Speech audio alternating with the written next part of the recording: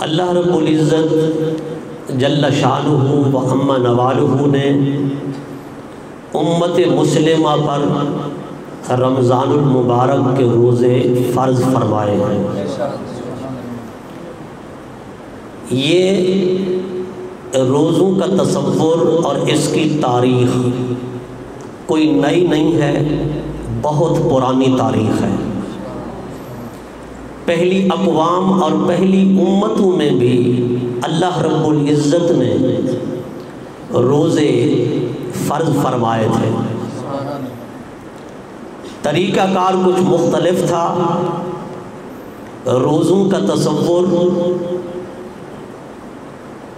حضرت آدم علیہ السلام کے دور سے چل رہا ہے۔ جس طرح سابقہ اقوام میں، سابقہ امتوں میں سحری نہیں تھی، ابتدائے اسلام میں آقا علیہ السلام کی امت پر جو روزے فرض کیے گئے تھے ان میں بھی سحری نہیں تھی۔ افطار کے بعد چند گھنٹے ہوتے، اس کے بعد روزہ پھر شروع کر دیا جاتا، یعنی عشاء کے بعد وہ تمام چیزیں اسی طرح حرام ہو جاتی جس طرح روزے کی حالت میں حرام ہوتی ہیں۔ کھانا پینا، ازدواجی تعلق قائم کرنا، بس یہ مختصر سا دورانیہ ہوتا تھا کہ اس مختصر دورانیہ میں لوگ کھا پی بھی سکتے تھے، روزہ افطار بھی کرتے تھے، اس کے بعد پھر دوسرے روزے کا آغاز کر دیا جاتا تھا۔ لیکن ظاہر سی بات ہے روزے انسان ہی رکھا کرتے تھے اور انسانی تقاضے بھی ہوتے ہیں، انسان سے لغزشات بھی سرزد ہو جاتی ہیں، اور یہ لغزش کا سرزد ہونا بعض اوقات دانستہ ہوتا، بعض اوقات نادانستہ بھی ہوتا ہے۔ اور ابتدائی اسلام میں احکامات اسلامیہ میں اگر کہیں کسی سے کوئی لغزش سرزد ہوئی تو وہ پوری امت کے لیے قیامت تک کے لیے ایک آسانی کا سبب بن گئی۔ شریعت مزید آسان سے آسان ہو گئی، حکم مزید آسان سے آسان ہو گیا۔ اس میں اللہ تبارک و تعالیٰ کی حکمت بھی کار فرما ہوتی تھی کہ اللہ تبارک و تعالیٰ بندوں سے اس طرح کے عمل کرا لیتا تھا تاکہ آنے والوں کے لیے راستہ ہموار ہو جائے، آنے والوں کے لیے شریعت کا حکم آسان ہو جائے۔ آپ اسی طرح روزے کو لے لیں کہ ایک شخص سے اسی طرح روزہ ٹوٹ گیا، وہ آقا علیہ السلام کی بارگاہ میں حاضر ہوا، یا رسول اللہ صلی اللہ علیہ وسلم مجھ سے روزہ ٹوٹ گیا ہے، اب میرے بارے میں کیا حکم ہے؟ آقا علیہ السلام نے فرمایا روزہ ٹوٹ جائے دانستہ طور پر، جان بوجھ کر، تو ایسی صورت میں کفارے کی 3 قسمیں شریعت مطہرہ نے بیان فرمائی ہیں۔ اگر وہ ادا کر دی جائیں، ان میں سے کسی ایک پر عمل کر لیا جائے تو اس روزے کے گناہ سے آدمی بچ سکتا ہے، اس کا وہ کفارہ بن سکتا ہے، کیونکہ کفارہ کا معنی بھی یہی ہے گناہ کو مٹانے والا۔ قرآن مجید فرقان حمید میں کفارے کی 3 قسمیں بیان کی گئی کہ یا تو غلام آزاد کرے، یعنی جس کا روزہ ٹوٹ گیا، جس نے دانستہ طور پر روزے کو توڑا ہے، وہ غلام آزاد کرے۔ یہ پہلے غلاموں کا تصور ہوا کرتا تھا لیکن اب نہیں ہے۔ یہ اسلام کا انسانیت پر احسان ہے کہ اسلام نے ہر انسان کو آزادی کی نعمت سے مالا مال کر دیا ہے۔ پہلے غلام بھی بنائے جاتے تھے، لونڈیاں بھی بنائی جاتی تھیں، لیکن اسلام نے آ کر سب کو آزاد کر دیا۔ یہ الگ بات ہے کہ انسان کے اندر درندگی والی صفات آ جائیں، انسان خوخار بن جائے، انسان جو ہے وہ انسان کو کھانے لگ جائے، انسان کے اندر ایسے اوصاف پیدا ہو جائیں کہ وہ دوسروں کو اپنا غلام بنانے لگ جائے، انہیں اپنے ماتحت کر کے رکھے، لگا کے رکھے، ان پر ظلم کرے۔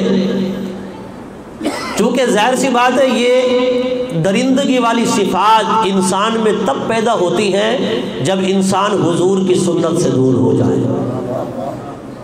حضور کے اسوہ سے دور ہو جائے، سرکار کی سیرت پاک سے دور ہو جائے، شریعت اور دین سے دور ہو جائے، تو پھر انسانی صفات ماند پڑ جاتی ہیں اور حیوانی صفات جو ہیں وہ پھر ابھر کر باہر آ جاتی ہے۔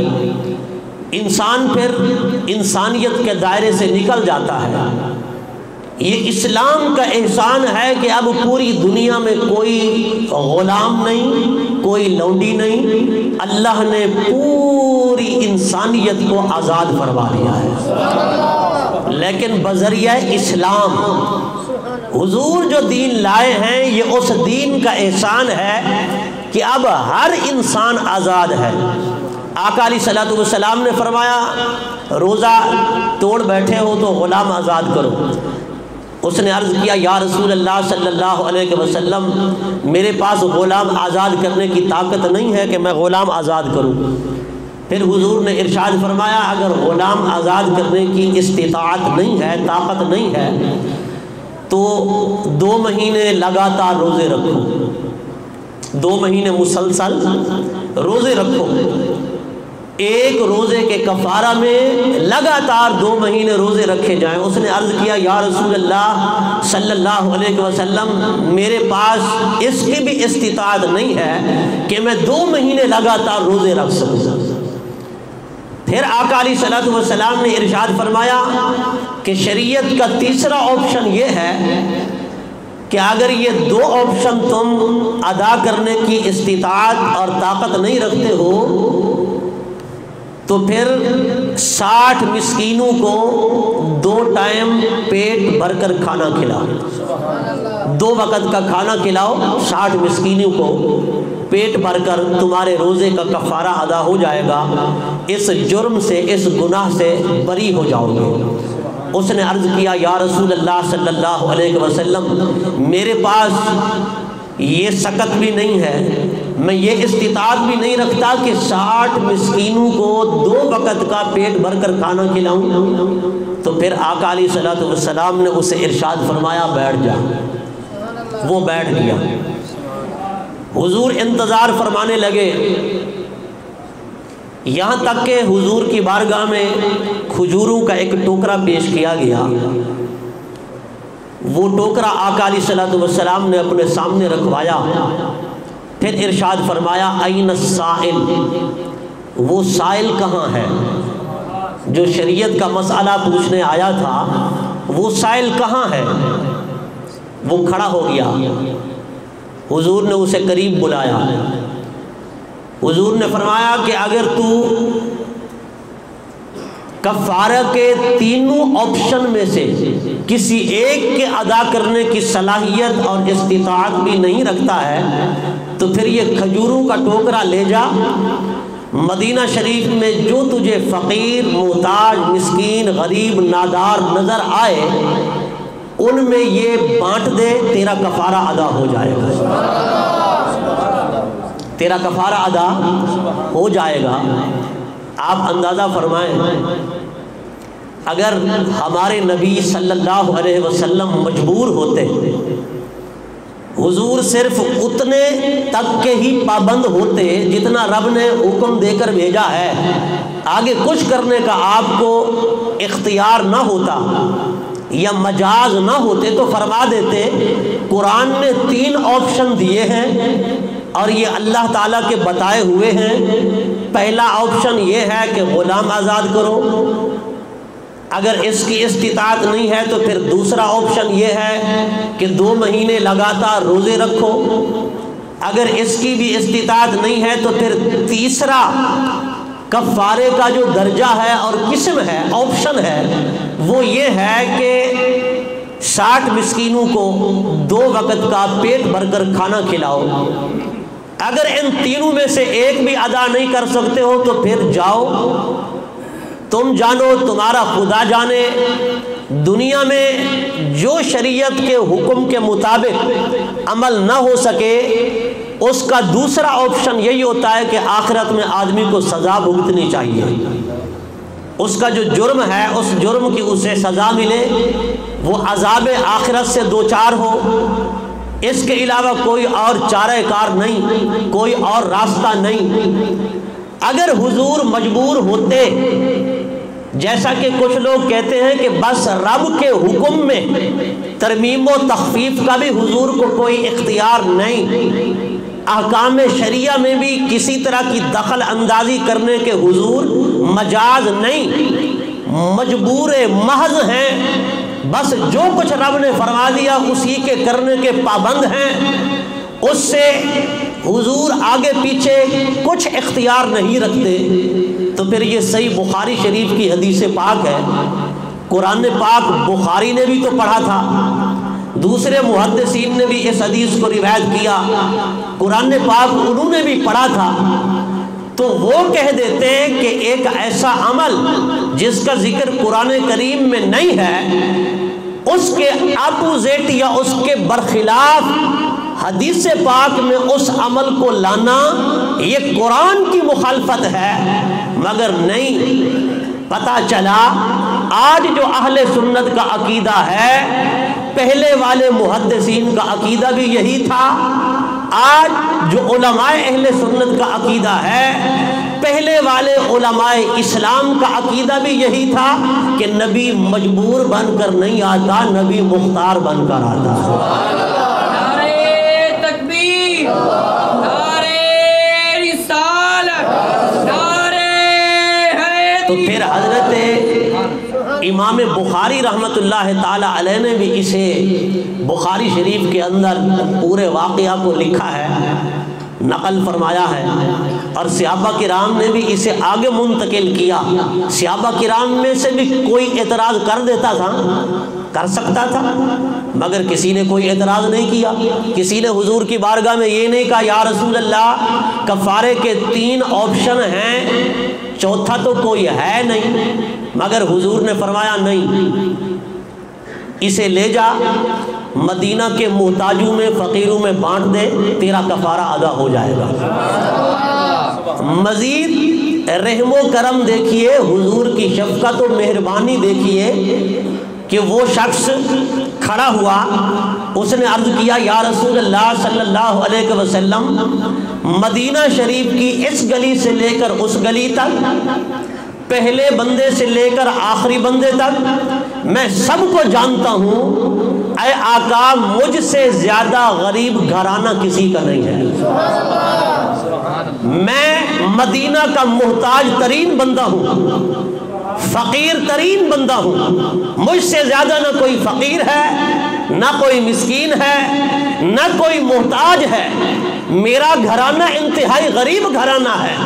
حدیث پاک کے الفاظ ہیں فتح کا نبی صلی اللہ علیہ وسلم حتیٰ بدت انیابہ، نبی علیہ السلام مسکرائے حتیٰ کہ آپ کے دانت مبارک بھی ظاہر ہو.